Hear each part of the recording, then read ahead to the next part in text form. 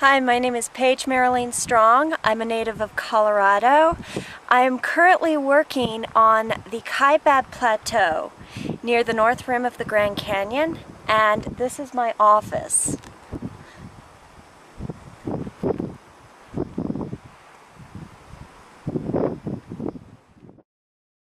There are two major habitats on the Kaibab National Forest. The first of these two habitats is the pinyon pine and juniper forest, in which we find most of our pueblos pertaining to the ancient Puebloans. The other habitat is the ponderosa pine and aspen forest, in which I am currently standing. In historic times, this forest has been used for logging, for mining, for cattle grazing, and even used by shepherds. Our favorite shepherd, one Osro Millet, liked to create dendroglyphs like the one seen behind me on this aspen tree. While the responsibilities that come with my job on the Kaibab Plateau include surveying and recording archaeological sites, I also work quite a bit in the office.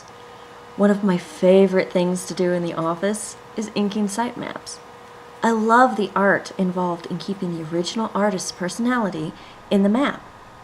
I work on entering site information into a special computer program called Infra as well.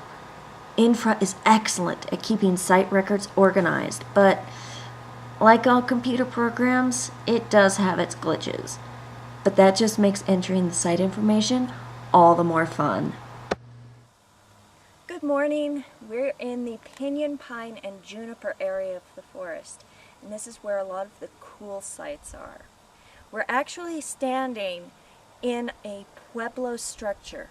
It's a hilltop pueblo structure with a retaining wall that you can see behind me.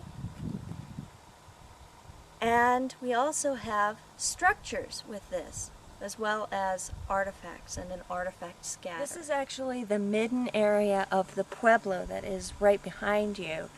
The midden, or trash dump, is one of my favorite places to be because we see all of these artifacts that are so amazing. From these artifacts that you can see right around in here, mostly pottery sherds, you can get a relative date as to when the pueblo itself was being inhabited. Here we are in one of the central structures in the pueblo itself. This large structure that I'm standing in is quite possibly a kiva used for ceremonial purposes. We come to that conclusion by the fact that there doesn't appear to be a doorway in this structure. They would enter the kiva through the roof using ladders. This site has not been excavated, however, so that conclusion could possibly be wrong. But it is very centralized, and there are room blocks going off on either side of the kiva. In May 2008, I graduated from Cornell College with a bachelor's degree in archaeology. It is my dream to continue my education in graduate school, studying the magical and medicinal aspects of Egyptology. I had the good fortune to be able to visit Egypt from January through March 2008. It was made possible by a study abroad program through Columbia University. Not only did I take classes pertaining to the history of both ancient and modern Egypt, but I also participated in an excavation in the Dakhla Oasis at a site called Enmeda.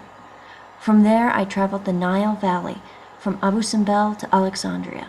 That was an amazing adventure I will not soon forget.